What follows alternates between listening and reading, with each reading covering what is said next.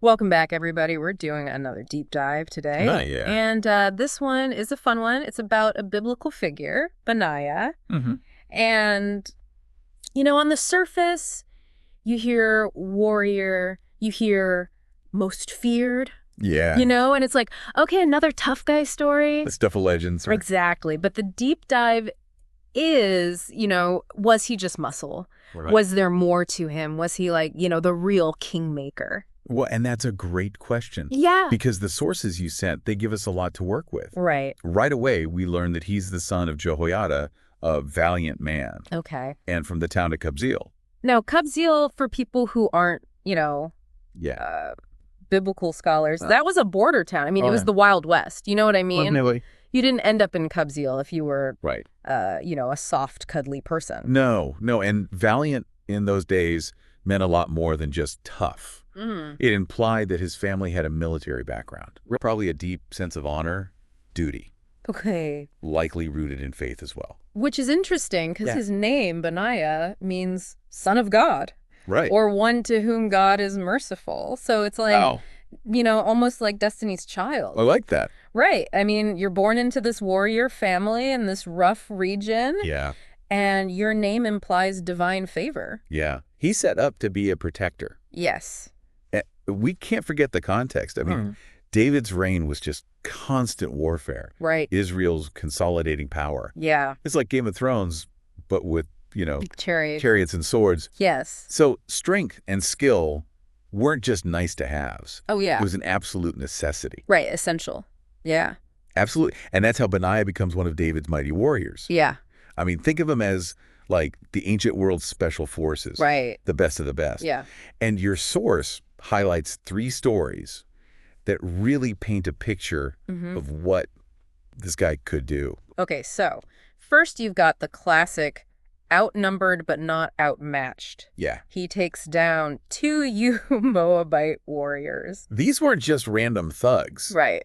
The Moabites were a constant thorn in David's side. Right. Skilled warriors, fierce rivals. Yeah. To beat 2 of them at once. I mean, that sends a message. Right. It establishes Benaiah as, like, a rising star. Okay. Yeah. So then we've got the lion story. Right. And everyone always pictures, like, the gladiator arena. Sure. But no, this is a lion in a pit. In a pit. On a snowy day. On a snowy day. That's what the source says. This wasn't a staged spectacle. Oh. This was a real threat. Yeah. They would use these pits to trap dangerous animals. Oh, okay. You can imagine freezing conditions, Yeah. limited visibility Right. for Benaiah to go down there. Right. That shows incredible courage, Yeah. but also a sense of duty. Right. It wasn't just to show off. It was like there was a problem. Yeah. He had to solve it. Yeah, like no problem too big, no weather too bad.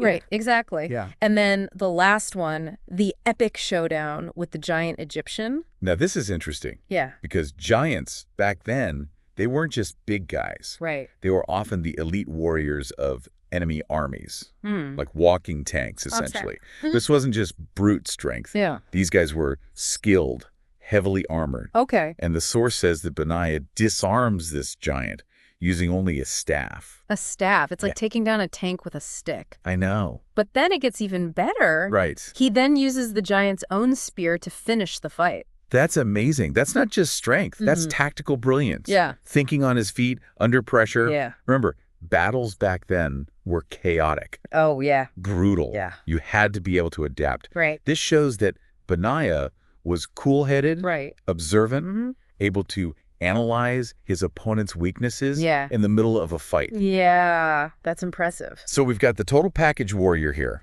Absolutely. But you're saying it's more than just these flashy battles. It is. And what's interesting is that these battles seem to have been just the start of his career. Okay. It was really his loyalty and leadership that set him apart. Okay. And that's what caught David's eye. Yeah, because being a bodyguard to a king Oh, yeah. like David in those times, Absolutely. it was more than just carrying a sword, right? It was about being the last line of defense. Right. You had to understand politics as well as warfare. Okay. You had to anticipate threats. Yeah. Be utterly trustworthy. And that's where the story takes a turn because as David gets older, Right. the question of succession is huge. Oh, yeah. Kingly succession. Yeah. It wasn't always neat and tidy back then. Right. Lots of rivals, power grabs. Right. It's during this time that Benaiah's role goes way beyond warrior. Right. You have this whole episode with Adonijah, Right. another one of David's sons, Yep. decides, I'm going to be king, throws a massive feast trying to rally support. It was a bold move. Yeah. Some might even say reckless. Okay. Essentially trying to force David's hand. Right. Create this, like, fait accompli situation. Yeah. Seize power before Solomon, David's chosen heir, Right. could even react. Yeah, but Benaiah doesn't play along. Nope. Stays loyal to David's plan, Uh-huh. supports Solomon, Yep. and from what the source says, plays a key role in making sure Solomon gets crowned. This is where Benaiah's understanding of power dynamics really shines. Right. He wasn't just a fighter. Right. He was a player in the royal court. Right. He knew whose loyalty to secure, Right. how to navigate those shifting alliances. It's almost like a master strategist working behind the scenes. Absolutely. Yeah, but even with Solomon on the throne, Right. the drama's not over. Power struggles rarely and neatly, right? Exactly. Adonijah, even after this failed coup, can't let go. Right. And that's where we get the story about Abishag. Abishag. Yeah, remind me who that is again. Yeah. Because the source mentions it, but it's easy to miss the significance. Right. So Abishag was one of David's concubines Okay. in his later years. Right. So more than just a romantic partner, Right. she was a symbol of the king's authority Okay. and virility. Okay, so when Adonijah asks Bathsheba, Solomon's mother, Yeah. to convince Solomon to let him marry Abishag. This wasn't about romance. No. This was a calculated power play. Okay. In those times, marrying the previous king's concubine Right. was a way of claiming a right to the throne. Oh, wow. Almost like you were stepping into the dead king's shoes. Like a hidden message. Exactly. Coded challenge to Solomon's authority. Yeah, it's like, hey, can I marry your dad's girlfriend? Right, exactly. But, Yeah. Solomon, young as he was, Right. wasn't fooled. Yeah. He saw right through Adonijah's scheme, Yeah. recognized the danger it posed. Right. And what does he do? Right. He orders Benaiah to execute Adonijah. Whoa. That's a pretty drastic response. I mean, in those times, Yeah. showing weakness was not an option for a new king. Right. You couldn't look soft. Absolutely not. Mm-hmm. Solomon had to establish his authority, Okay. send a clear message. Yeah. He wouldn't tolerate any challenges. Okay. And who better to carry out this very delicate, Yeah. politically charged task Right. than his most trusted general, Benaiah? Right. It shows the level of trust Absolutely. that Solomon had in him. Absolutely. I mean, it wasn't just his skill as a warrior. It was his judgment, his loyalty. Right. Remember, Joab, David's former general, who had supported Adonijah, Right.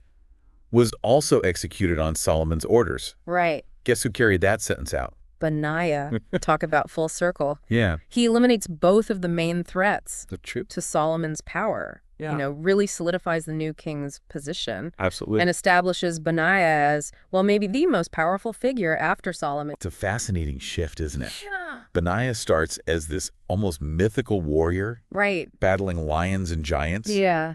and then emerges as this key political figure, Yeah. the enforcer, Right. the one who ensures a smooth transition of power. From battlefield hero to kingmaker. I love it. And this leads to his appointment Right. as supreme commander of the entire Israelite army. The entire army. I mean, talk about a career peak. It's the culmination of his journey. Yeah. A testament to his loyalty, his skills, Right. his understanding of warfare and politics. Yeah. And it's interesting to note Mm-hmm. that the sources don't dwell much on his time Oh, that's a good point. in his top position. You're right. We know he reached the pinnacle, Yeah. but the details are hazy. Right. Maybe it suggests that once the kingdom was stable, Okay. Benaiah's role was more about just maintaining order Right. than engaging in these, dramatic, legendary actions Yeah. that we see earlier in his career. Yeah. Or maybe those stories just haven't been preserved. Or maybe those stories just haven't been preserved. Right. Who knows?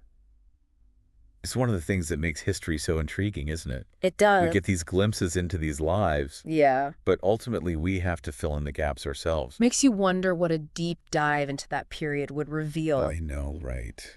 But even with those missing pieces, Yeah. what we do have paints a pretty amazing picture. It does. This guy was so much more Oh, yeah. than just a strong man. Right. It really challenges that simplistic warrior label. It does. Benaiah's story is really about the intersection of strength, loyalty, ambition, and even faith, Right. all playing out against this backdrop Yeah. of ancient power struggles. Yeah. It makes those legendary battles almost symbolic. Right. Like he's slaying literal giants, Uh-huh. but also overcoming political obstacles, Right. proving himself time and again. Yeah. It brings us back to that question, what drove this guy? Right. What made him tick? Right. What was it? Well, you've clearly done your reading. Yeah. The sources give us hints. Right. But no easy answers. Yeah. I mean, was it pure duty to the king? Right. Did his faith inspire some sense of divine mission? Yeah. Or was there a healthy dose of ambition in there? Yeah. A desire to rise through the ranks. Prove himself the best. Prove himself the best. Yeah. I kind of lean toward that last one. Do you? A little bit. I mean, you don't reach the top of the military in that world Right. without some serious drive. You know what I mean? Sure. But it's interesting, even with that ambition, Right. he never betrays David or Solomon. That's the paradox, isn't it? It is. I mean, he's clearly ambitious, Yeah. but his loyalty's never really questioned. Right.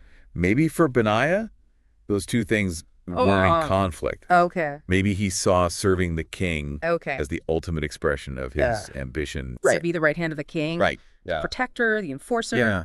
That was power, too. Yeah, it's like those stories of, the samurai devoted to their lords, Yeah.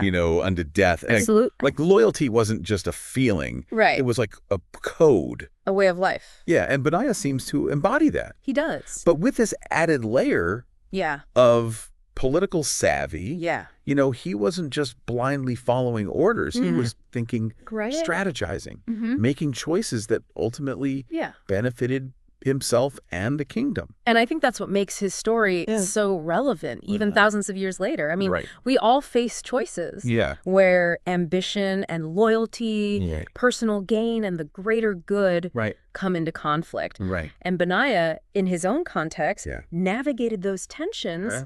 with remarkable skill, Yeah. achieved great personal success. Without compromising his principles. It's a good reminder that history isn't just dates and battles. No. It's about these human stories. Right. These struggles that we can still relate to. Absolute. So, as we wrap up our deep dive into Benaiah, Yeah. the warrior, The kingmaker. the man of faith and ambition, That's quite a story. what stands out to you Yeah. What lessons do you take away? from this journey? Let us know. We always love hearing your thoughts and insights. Yes. And until next time, Yeah. keep exploring, keep questioning, Yeah. keep diving deep Yeah. into the fascinating stories that shape our world.